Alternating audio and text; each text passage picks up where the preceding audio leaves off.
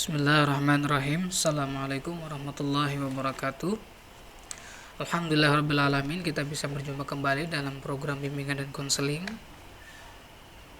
Pada pertemuan hari ini, Pak Ubed akan mengajak anak-anak kelas 9 belajar mengenai tema motivasi sukses dari tokoh inspiratif. Namun sebelum belajar, marilah sama-sama kita berdoa bersama dengan membaca basmalah. Bismillahirrahmanirrahim. Baiklah anak-anak, tujuan dari tema ini adalah agar kita dapat memahami dan memiliki belajar tentang kehidupan mandiri secara emosional, sosial, serta ekonomi dari tokoh inspiratif.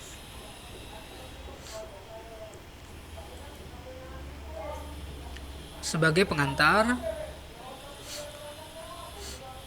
setiap orang pasti memiliki pengalaman yang berbeda-beda dalam hidupnya tentunya, dan dari pengalaman tersebut banyak yang dapat dipetik dan dimanfaatkan untuk menjalani kehidupan dengan lebih baik. Terkadang, belajar dari pengalaman orang lain pun bisa menjadi sangat berguna. Orang lain tentu saja memiliki beberapa pengalaman yang berbeda dengan yang kita alami. Selain itu, dengan belajar dari pengalaman orang lain, kita juga bisa melihat dunia dari berbagai sudut pandang. Karena jika kita hanya melihat dunia dari sudut pandang kita seorang diri, kita tidak akan mengenal dunia secara luas dan akan selalu berpikiran sempit. Jadi pada intinya anak-anak, bahwa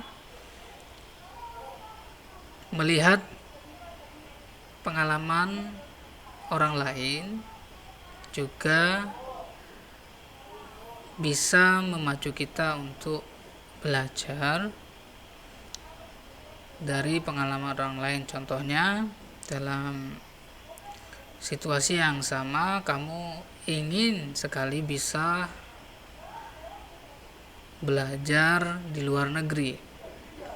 Nah, karena kamu belum punya pengalaman, maka kamu belajar dari kakak kelas atau teman dekat atau saudara yang sudah pernah mendapatkan beasiswa ke luar negeri.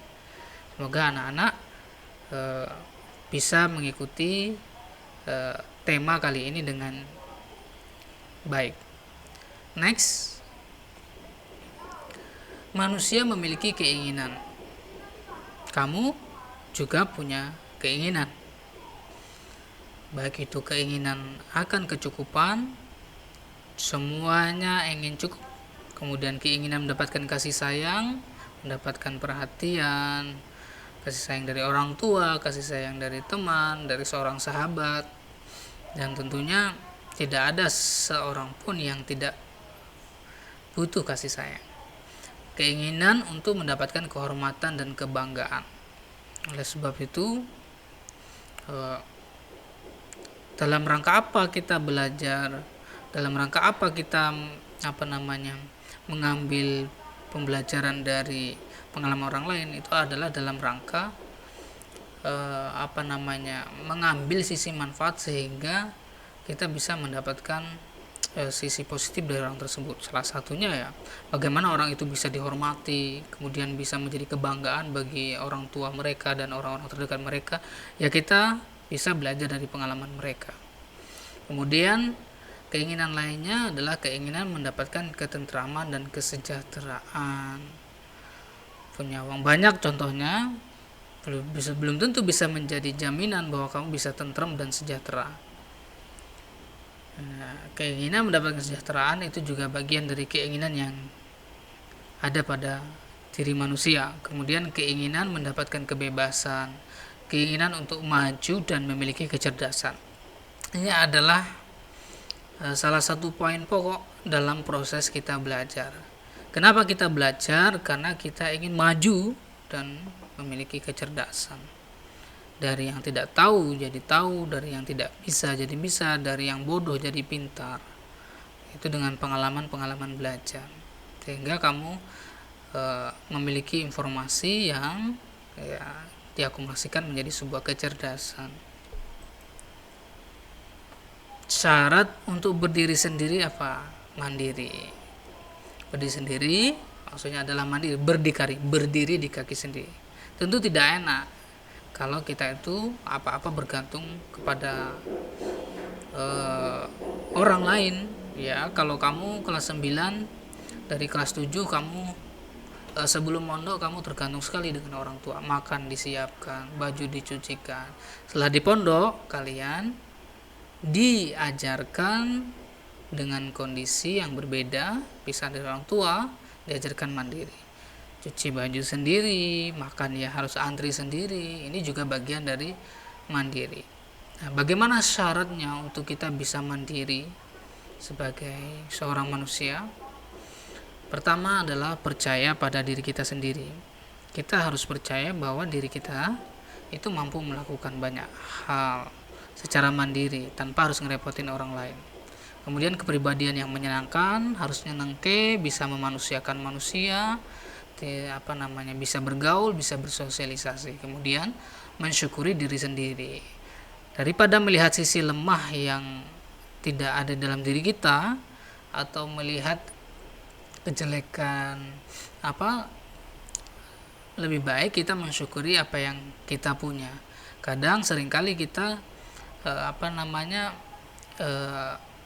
melihat apa yang tidak kita miliki, padahal yang kita miliki sebetulnya sudah banyak dan kita bisa syukuri itu sehingga menjadi positif diri kita. Kemudian menghilangkan perasaan rendah diri, kemudian disiplin terhadap diri sendiri. Kita harus peduli dengan diri kita sendiri, peduli terhadap bahwa kita sebagai pribadi itu butuh pengetahuan, ya kita belajar. Sebagai pribadi kita butuh kesehatan, ya kita jaga kesehatan. Sebagai pribadi kita ingin mandiri, ya kita harus jaga. Sebagai pribadi yang ingin berprestasi, ya harus disiplin. Kemudian penuh semangat dan keberanian. Pada next selanjutnya kita akan belajar dengan tokoh inspiratif. Ini adalah tokoh pilihan yang akan Pak Obed sajikan untuk kalian. Kalau tokoh yang kita kenal sehari-hari banyak ya, mulai dari kiai-kiai kita itu juga semua tokoh. Nah, kali ini tokoh yang Pak Obed sajikan adalah tokoh-tokoh yang sisi inspirasinya lebih pada mereka memiliki begitu banyak keterbatasan, tetapi mereka bisa melampaui batasan itu. Contoh, Nick Vujicic ya. Nick Vujicic. Dia adalah motivator internasional. Namanya Nick Vujicic. Nick Vujicic ini ia dikaruniai anggota tubuh yang tidak lengkap ya. Bisa dilihat tangan tidak punya, kaki hanya terdiri dari beberapa jari saja, tidak utuh. Kemudian apakah dia bisa melakukan sesuatu? Ya, iya.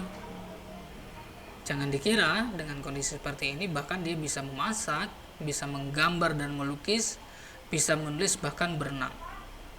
Nah, kini dia dikenal sebagai seorang motivator. Habib Afshah, ini orang Indonesia ya. Ini tadi dari luar negeri nih. Habib Afshah ini internet marketer.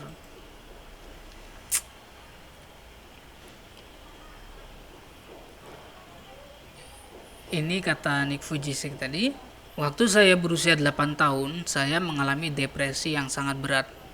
Dipenuhi oleh kemarahan saya terhadap Tuhan, membuat saya ingin menyerah dari hidup ini. Saya selalu bergantung pada orang lain. Bahkan untuk mengambil segelas air pun saya tidak mampu. Jadi daripada saya membebani orang lain, lebih baik saya akhiri saja hidup saya. Saya tidak menemukan arti dan tujuan hidup saya. Awalnya begini. Sebuah koran yang memuat artikel tentang seseorang yang mampu mengatasi ketidakmampuannya sendiri, dan itu membuka pikiran saya. bahwa mungkin saya bukan satu-satunya orang yang menderita. Saya mulai melihat ini sebagai berkat, dan saya melihat hidup saya bukan setengah kosong melainkan setengah penuh. Saya tidak tahu berapa penuh, tapi saya melihat kekurangan ini sebagai karunia. Oke anak-anak, perhatikan baik-baik. Ketika dia memiliki kekurangan, pada awalnya dia merasa marah terhadap Tuhan, marah terhadap Allah, kemudian merasa merepotkan orang lain. Tapi di lain kesempatan dia berubah pikirannya ketika ternyata tidak hanya dia yang memiliki kesulitan, ternyata orang lain juga punya banyak kesulitan yang mungkin lebih parah dari dia. Dengan berpikir seperti itu, maka dia yang semula itu merasa dirinya tidak berguna, kemudian dia mulai mensyukuri apa yang dimilikinya. Terutama kalau kita lihat, ya kita ini harus bersyukur bahwa pertama kita hidup, kita diberikan kehidupan. Yang kedua, Pak Obed ingin ambil kata-kata dari Nick Fujisik tadi. Ini adalah berkah. Jadi apa yang kita miliki ini sebetulnya ada berkah. Namun kita sering lupa dan sering tidak bersyukur terhadap apa yang kita miliki. Maka anak-anak kalian yang mendengarkan materi ini, ingatlah bahwa kalian itu begitu sempurna. Fasilitas pendidikan ada, kemudian juga tubuh juga diberikan sempurna. Ataupun bagi kalian yang merasa ada keterbatasan, maka keterbatasan kalian itu bukanlah jadi hambatan, tapi harus kalian syukuri dan manfaatkan semaksimal mungkin. Nah, ini tadi Habibie Afsyah. Habibie Afsyah ini lahir di Jakarta tanggal 6 Juni 1988. Umurnya sekarang berarti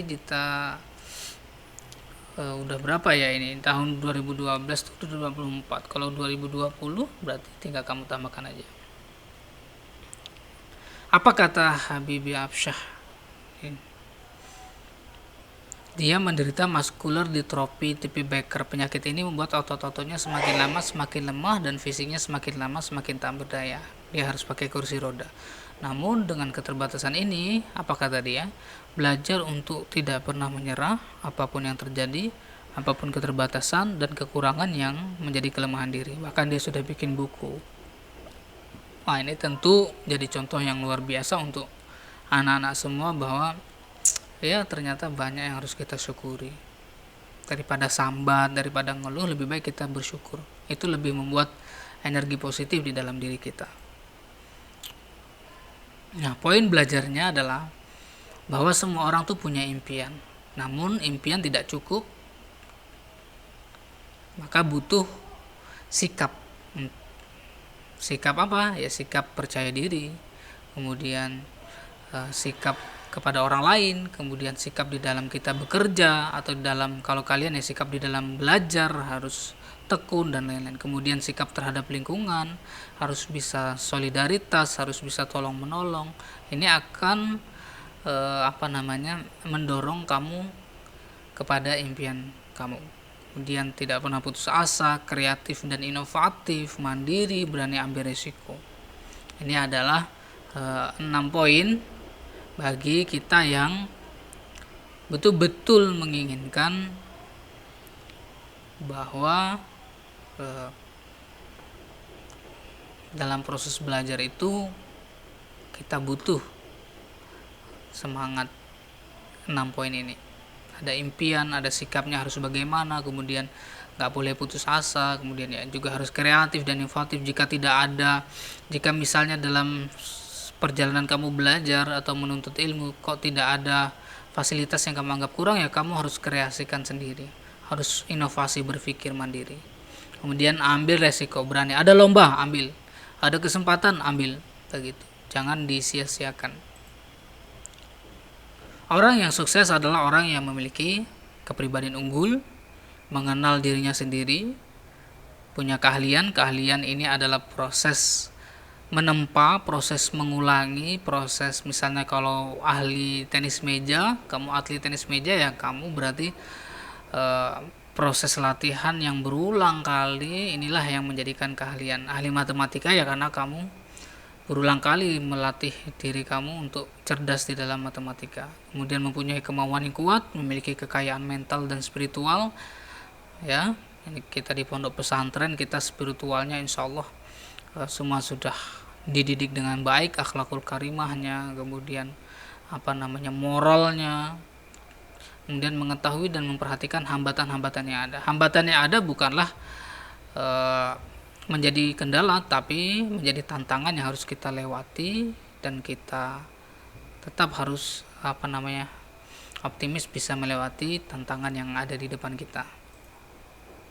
Beberapa kebiasaan kecil dalam kehidupan kita sehari-hari yang dapat berakibat lebih besar terhadap watak yang kreatif sebagai berikut. Suka berbicara muluk-muluk nih, kebanyakan ngomong. Kalau bahasa ini ya, kalau kebanyakan ngomong, actionnya kurang, nggak bener juga. Maka lebih bagus seimbang. Jadi ngomongnya boleh, tapi actionnya juga harus lebih banyak. Bersikap malas, ini juga ya banyak sekali ya. Ini malas ini bagian dari kendala yang harus kita hadapi. Musuh terbesar kita ya diri kita sendiri. Malas ini tidak bisa kita paksakan ke orang lain untuk membantu kita, tapi kita sendiri yang harus belajar disiplin untuk melawan rasa malas. Kemudian cepat puas diri.